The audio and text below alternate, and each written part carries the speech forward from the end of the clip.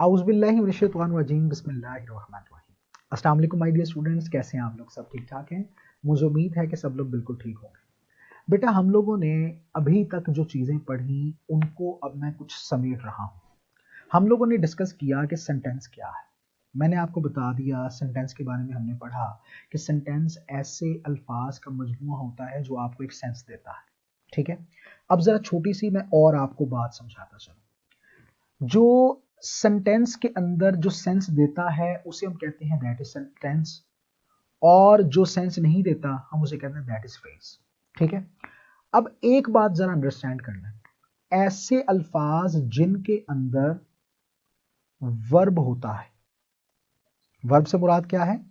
Action या activity. ऐसे अल्फाज जिनके अंदर वर्ब होता है हम कहते हैं कि ये क्या है? ये सेंटेंस है। जिनके अंदर वर्ब नहीं होता, अपना वर्ब नहीं होता, हम कहते हैं कि दैट इज फ्रेज। ठीक है, क्योंकि सेंस ही नहीं दे रहा। तो अब दो बातें हैं वर्ब के बारे में, दो बातें समझे कि वर्ब जो है उसकी दो कैटेगरीज हैं। एक हम उसे कहते हैं, उसकी टाइप होती है हेल्पिंग वर्ब, ठीक है, और एक को हम कहते हैं मेन वर्ब, और मेन वर्ब से मुराद वही है एक्शन। तो याद रखना है आपने कि ऐसे जुमले जिनके अंदर सिर्फ हेल्पिंग वर्ब यूज हो मगर मेन वर्ब एक्शन इस्तेमाल ना हो, हम कहते हैं कि वो वाले जुमले कौन से हैं? उन्हें हम कहते हैं दैट आर सिंपल सेंटेंसेस। ठीक है, ग्रामर की रूह से उन्हें सिंपल सेंटेंसेस का नाम दिया जाता है। ठीक है, हेल्पिंग वर्ब का इस्तेमाल क्या है? सिर्फ हेल्पिंग वर्ब का इस्तेमाल। जैसे वो हेल्पिंग वर्ब कौन कौन से हो सकते हैं? वो ये हैं, इज, एम, आर, इसी तरह हैज, हैव, और पास्ट में अगर आएंगे तो हैड या वाज और वर। इन हेल्पिंग वर्ब्स का अगर सिर्फ इस्तेमाल, जैसे ही इज अ बॉय, इसके अंदर कोई एक्शन तो नहीं है, तो अगर सिंपल हेल्पिंग वर्ब्स का ही इस्तेमाल आए और एक्टिविटी और एक्शन की बात ना हो तो हम कहते हैं कि they are simple sentences. Clear है ये बात? और अगर एक जुमले के अंदर एक्शन आ जाए, हेल्पिंग वर्ब आ जाए नो प्रॉब्लम, लेकिन एक्शन जरूरी है। एक्शन अगर आ जाए, जैसे मैं कहता हूं ही इज हेल्पिंग मी, अब यहां पे देखिए कि मेन वर्ब है, एक्शन है, इज लगा हुआ ठीक है, लेकिन हमें एक्शन चाहिए। जब एक्शन एक जुमले के अंदर आ जाता है, एक्टिविटी मेन वर्ब एक जुमले के अंदर आ जाता है, तो ऐसे जुमलों को हम नाम देते हैं कि दे आर टेंसेस। वो क्या है? टेंसेस हैं। ये बात समझ आ गई आपको? क्लियर है बेटा? अब मैं अगली बात आपको और इंपॉर्टेंट बताने जा रहा हूं। तो ये मैंने क्यों बताया? मैं टेंसेस के बारे में क्योंकि बात करनी है। टेंसेस के बारे में दो बातें हैं, आपने उसको समझना है। पहली बात क्या? एक उसकी कैटेगरी होती है, एक उसका नाम होता है जिसे हम कहते हैं एक्टिव वॉइस। ठीक है, एक हिस्सा टेंस का, और दूसरा होता है उसे नाम देते हैं जी पैसिव वॉइस। एक्टिव वॉइस क्या होता है? एक्टिव वॉइस किसे कहते हैं? ऐसे जुमले जो सब्जेक्ट के बगैर, सब्जेक्ट अगर ना हो तो सब्जेक्ट के बगैर बन ही ना सके, यानी ऐसे जुमले जिनमें सब्जेक्ट का होना जरूरी होता है। सब्जेक्ट का होना जरूरी होता है वरना सेंटेंस ही नहीं बनेगा। जैसे मैं आपको बता देता हूं, मैं कहता हूं जनाब, ये लिखता हूं आपके सामने, ही ईट्स मैंगोज। अब अगर आप इसमें देखें, मैं ही को अगर हटा दूं तो बनता है ईट्स मैंगोज। क्या ये सेंस दे रहा है? नहीं, सेंटेंस ही नहीं बन रहा। ठीक है, पैसिव वॉइस क्या होते हैं? कि जिनमें ऑब्जेक्ट का होना जरूरी होता है, यानी सब्जेक्ट हो ना हो ऑब्जेक्ट जरूर हो। एक्टिव वॉइस में ऑब्जेक्ट हो ना हो सब्जेक्ट जरूर हो। बस इतनी बात समझ लेनी है आपने। ऐसे जुमले जिनमें सब्जेक्ट होना जरूरी होता है that are called active voice, और ऐसे जुमले जिनमें ऑब्जेक्ट होना जरूरी होता है that are called passive voice. ठीक है, अब जैसे मिसाल के तौर पर ये है ना, ही ईट्स मैंगोज। अब मैं कहता हूं मैंगोज आर ईटन, क्या इसमें कोई सब्जेक्ट है? नहीं है, लेकिन ये सेंटेंस सेंस दे रहा है। It's mean it is called what? Passive voice. ये समझ आ गई बात आपको? तो ये बात आपने अंडरस्टैंड रखनी है, इसको समझ के रखना है आपने कि ऐसे जुमले जिनके अंदर सब्जेक्ट इंपॉर्टेंट होता है, सब्जेक्ट के बगैर जुमला नहीं बन सकता, हम कहते हैं कि वो जुमले क्या हैं, वो हैं जी एक्टिव वॉइस। और जिनमें सब्जेक्ट चाहे हो ना हो लेकिन ऑब्जेक्ट होना जरूरी होता है, तो हम उनके बारे में नाम देते हैं कि वो क्या है जी, पैसिव वॉइस। क्लियर है? अब ये बात बड़े ध्यान से जरा समझ लीजिएगा, अंडरस्टैंड कर लीजिएगा आप लोग कि जो एक्टिव वॉइस होते हैं उनके बारे में 3 बातें जो आपने समझ के रखनी है, वो ये वाली कि 3 किस्म के जमाने हैं। कौन कौन से? पास्ट का, प्रेजेंट का और फ्यूचर का। 3 ही है ना, इसके अलावा कोई नहीं है।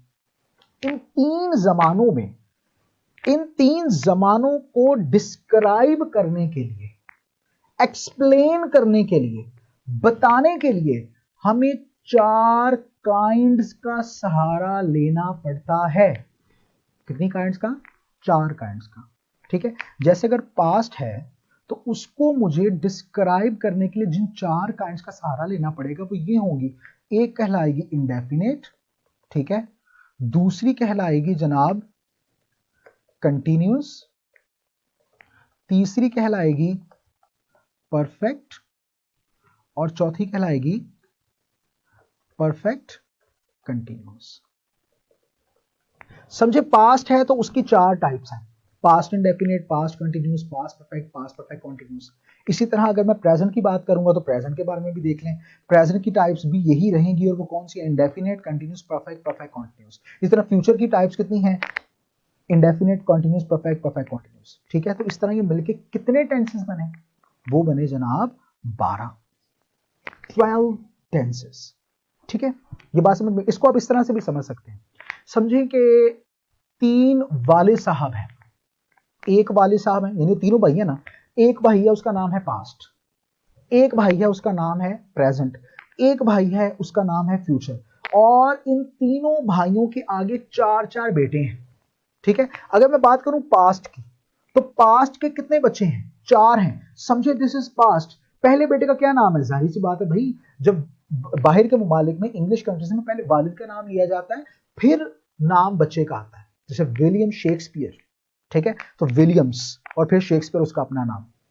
तो इसी तरह पास्ट है तो उसके 4 बेटों के नाम किस तरह से होंगे? Past indefinite, past continuous, past perfect, past perfect continuous. इसी तरह प्रेजेंट की बात करें, बताइए जरा, present indefinite, present continuous, present perfect और प्रेजेंट परफेक्ट कंटिन्यूस।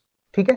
फ्यूचर की बात कर लेते हैं, future indefinite, future continuous, future perfect और फ्यूचर परफेक्ट कंटिन्यूस। तो इस तरह ये मिलकर कितने टेंस हुए? 12। ठीक है? तो याद रखें जनाब, अंडरस्टैंड करने, राइटिंग स्किल है ना, तो ये अंडरस्टैंड करना जरूरी है कि कौन कौन से टेंस के साथ हमने कौन कौन सा हेल्पिंग वर्ब और फॉर्म ऑफ वर्ब यूज करना है। हमें ये मालूम होना बहुत ज्यादा जरूरी है। अगर ये मालूम होगा तो हम इंप्रेसिवली लिख सकते हैं। प्रेजेंट से मुराद होता है मौजूदा हाल, पास्ट से मुराद होता है जो गुजर गया, फ्यूचर से मुराद जो आएगा। क्लियर? अब इनको माइंड में रखते हुए हमें पता होना चाहिए कि हर टेंस के साथ कौन सा हेल्पिंग वर्ब यूज होता है, कौन सा फॉर्म ऑफ वर्ब यूज होता है, हम उसके बारे में पढ़ेंगे। ठीक है? आइए अब जरा उसके बारे में देखते हैं, उसको समझने की कोशिश करते हैं कि वो क्या क्या है। अब उनको समझते हैं बेटा जी। तो बेटा आइए डिस्कस करते हैं सबसे पहले एक्टिव वॉइस के बारे में। तो याद रखें कि प्रेजेंट इंडेफिनिट टेंस जो होता है, इसके साथ हेल्पिंग वर्ब इस्तेमाल करते हैं डू और डज, और इसके साथ फर्स्ट फॉर्म वर्ब का इस्तेमाल किया जाता है। ठीक है? एक बात यहाँ पे जो कि समझने वाली है, उसको जरूर याद रखें कि जो सिंपल सेंटेंसेस होते हैं, यानी वो जहाँ पे ना तो नहीं की बात आती है, ना तो सवाल की बात की जाती है, उसे कहा जाता है सिंपल सेंटेंसेस। उनमें अगर आए, आई, वी, दे, यू, या कोई प्लूरल नेम, नेम क्या होता है? नाउन कहा जाता है, लेकिन मैं आपके लिए इसको नेम लिख रहा हूं। आई, वी, दे, यू और प्लूरल नेम के साथ हम हमेशा एस और ईएस का इजाफा नहीं करते सिंपल सेंटेंसेस में, याद रखिए। इसी तरह अगली बात, ही, शी, इट और सिंगुलर नेम के साथ हम एस और ईएस का इजाफा लाजमी करते हैं। ठीक है, यानी ही के साथ गो आएगा कि गोज आएगा, ही के साथ एस टेंस का इजाफा होता है तो गोज आएगा, ठीक है। आई के साथ गो आएगा कि गोज आएगा, यकीनन गो आएगा। तो यहां से ही बात ज़हन में रखें कि जिन अल्फाज के साथ हम एस और ई एस का इजाफा करते हैं, ही और शी और इट, इनके साथ जो वर्ब आई एस का इजाफा होता है, तो जिनके साथ इजाफा होता है उसके साथ आएगा डज, देखिए ई एस का इजाफा हुआ है, और जिसके साथ इजाफा नहीं होगा उसके साथ जनाब हम डू लगाएंगे, देखें उसके साथ कोई इजाफा नहीं किया गया। तो प्रेजेंट डेफिनेट में हेल्पिंग वर्ब इस्तेमाल किया जाता है डू या डज, और फर्स्ट फॉर्म वर्ब हर दफा इस्तेमाल की जाती है। इसी तरह प्रेजेंट कंटिन्यूस में हम इज एम आर को as a helping verb use करते हैं और फर्स्ट फॉर्म वर्ब के साथ आईएनजी का इस्तेमाल किया जाता है। प्रेजेंट परफेक्ट में हम हैज हैव का इस्तेमाल करते हैं, उसके साथ थर्ड फॉर्म वर्ब का इस्तेमाल किया जाता है। इसी तरह पास्ट इंडेफिनिट, पास्ट इंडेफिनिट में भी समझ के रखें बेटा, पास्ट इंडेफिनिट के सिंपल सेंटेंसेस होते हैं, सिंपल सेंटेंसेस, यानी नहीं की बात भी नहीं होनी, नेगेटिव की भी और सवाल की भी बात नहीं होनी, उनके साथ उन जुमलों में हम सेकंड फॉर्म ऑफ वर्ब का इस्तेमाल करते हैं। क्या? सेकंड फॉर्म ऑफ वर्ब का इस्तेमाल करते हैं, ठीक है। उसके अलावा बाकी जितने भी सेंटेंसेस हैं उनमें हेल्पिंग वर्ब डिड यूज करते हैं। जब second form of verb I तो फिर हेल्पिंग वर्ब यूज नहीं होगा, नहीं होगा। और पास से मुराद क्या है? गुजरा हुआ। तो हेल्पिंग वर्ब डिड, और जहां पे डिड आए उसके बाद हमेशा फर्स्ट फॉर्म ऑफ वर्ब, जहां पे डिड आए उसके बाद हमेशा फर्स्ट फॉर्म ऑफ वर्ब। इसी तरह पास्ट कंटिन्यूस की बात करते हैं तो पास्ट कंटिन्यूस में was were as a helping verb use किया जाता है और फर्स्ट फॉर्म ऑफ वर्ब के साथ हम आईएनजी का इजाफा करते हैं। पास्ट परफेक्ट के अंदर हम had as a helping verb use करते हैं और थर्ड फॉर्म ऑफ वर्ब लगाते हैं। इसी तरह फ्यूचर इंडेफिनिट में हम विल और शैल को as a helping verb use करते हैं और उसके साथ फर्स्ट फॉर्म ऑफ वर्ब लगाया जाता है। फ्यूचर कंटिन्यूस के अंदर हम will be, shall be use करते हैं एज अ हेल्पिंग वर्ब और उसके साथ first form verb plus ING का इजाफा किया जाता है। इसी तरह फ्यूचर परफेक्ट के अंदर will have, shall have as a helping verb use किया जाता है और उसके साथ थर्ड फॉर्म ऑफ वर्ब हमेशा लगाई जाती है। Present perfect continuous has been, have been और first form verb plus ING. इसी तरह पास्ट परफेक्ट कंटिन्यूस, उसमें had been plus first form verb plus ING, सबके साथ फर्स्ट फॉर्म वर्ब। इसी तरह फ्यूचर परफेक्ट कंटिन्यूस के अंदर हम यूज करते हैं will have been, shall have been और उसके साथ first form verb plus ING. Clear है? ये हो गया एक्टिव वॉइस। पैसिव वॉइस तो इससे भी आसान है। पैसिव वॉइस मैंने आपको तरीका बता दिया कि जहां पे ऑब्जेक्ट के बगैर जुमला नहीं बन सकता, ऑब्जेक्ट होना नेसेसरी है, सब्जेक्ट हो ना हो, ये बातें याद रखनी है।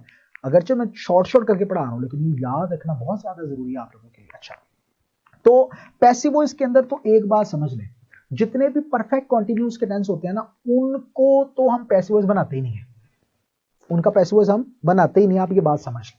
क्लियर है? तो पैसिव वॉइस के अंदर क्या है आइए देखते हैं।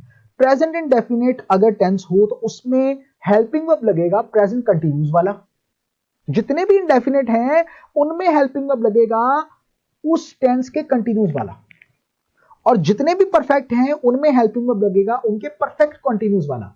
यानी प्रेजेंट परफेक्ट है तो उसमें हैज हैव यूज किया था एक्टिव वॉइस में, तो जब पैसिव वॉइस बनाएंगे तो हैज बीन, हैव बीन आएगा। और एक और बात जिससे मैं कहता हूं ये बहुत ज्यादा आसान है कि पैसिव वॉइस में हम एक ही फॉर्म ऑफ वर्ब यूज करते हैं और वो क्या है? Third form of verb. ठीक है, आइए समझते हैं। Present definite, is am are, third form of verb. Continuous, continuous के जितने भी हेल्पिंग वर्ब हैं वो वही रहेंगे जो एक्टिव वॉइस के अंदर है, वो वही रहेंगे जो कि एक्टिव वॉइस के अंदर थे। एक छोटा सा चेंज होता है, वो ये कि हेल्पिंग वर्ब के बाद हम बीइंग लगा देते हैं, BEING, जैसे is being, am being, are being. और फॉर्म ऑफ वर्ब कौन सी आएगी? ऑब्वियस है, थर्ड फॉर्म ऑफ वर्ब का इस्तेमाल करेंगे। प्रेजेंट परफेक्ट के अंदर has been, have been, third form of verb. इसी तरह पास्ट इंडेफिनिट के अंदर was were, third form of verb. Past continuous के अंदर was being, were being, third form of verb. इसी तरह पास्ट परफेक्ट के अंदर had been, third form of verb. Future indefinite के अंदर will be, shall be, will be, shall be, third form of verb. Future continuous के अंदर बहुत से स्टूडेंट को यहां पे गलती होती है, will be being, will be being पूरा हेल्पिंग वर्ब है और उसके साथ बीइंग लगा हुआ है, याद रखना है, will be being, shall be being और थर्ड फॉर्म ऑफ वर्ब। इसी तरह फ्यूचर परफेक्ट के अंदर will have been, shall have been plus third form of verb. Clear है?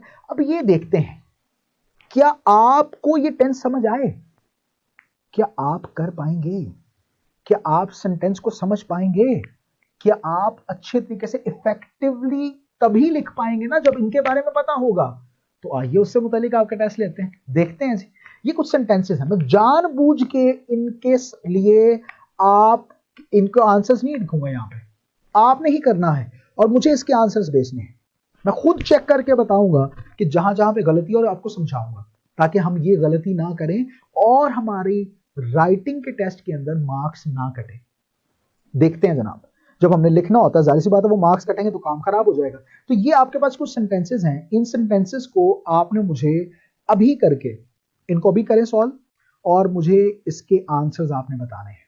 वीडियो को पॉज कीजिए और सॉल्व कीजिए, अभी और भी हैं जी बच्चों। अब हम आगे बढ़ते हैं। नेक्स्ट हमारे पास टास्क है कि इसमें आपने क्या करना है, वही बात, appropriate tense of the verb आपने यूज करना है। यहाँ पे क्या आएगा, द रिवर के साथ फ्लो आएगा, फ्लोज आएगा, या क्या आएगा, ये आपको पता होना चाहिए। तो आपने इसके भी आंसर देने हैं, इसको भी जल्दी से देख लें जी। मैं वीडियो को पॉज करें और जल्दी से इसको देखें, आगे बढ़ते हैं। नेक्स्ट हमारे पास है कि आपने क्या करना है कि यहां पर भी बताना है कि कैसे इसका सेंटेंस बनेगा, और इसको बना के आपने बताना है जी। देख लें जल्दी से इसको भी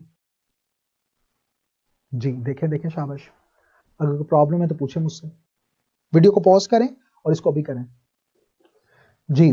तो ये लास्ट, अब आपके पास एक और टास्क रहा। इसमें भी क्या आपने करना है, बताना है कि कौन सी ऑप्शन ठीक है और उस ऑप्शन का आपने इंतखाब करके बता देना है। ठीक है बेटा, ये आंसर्स आपने जरूर करके मुझे इनके आंसर्स बताइएगा, तो मैं आपको इंशाल्लाह इसके बारे में बताऊंगा जो जो गलती होगी। मुझे उम्मीद है कि ये सेक्शन आपको अच्छे तरीके से समझ आ गया होगा, बेसिक ग्रामर का। तो एक हमारे पास एक छोटी सी बात रहेगी जो कि है एरर्स, ठीक है, ग्रामेटिकल एरर्स। उसके लिए मैंने कुछ नोट्स कंपाइल किए हैं।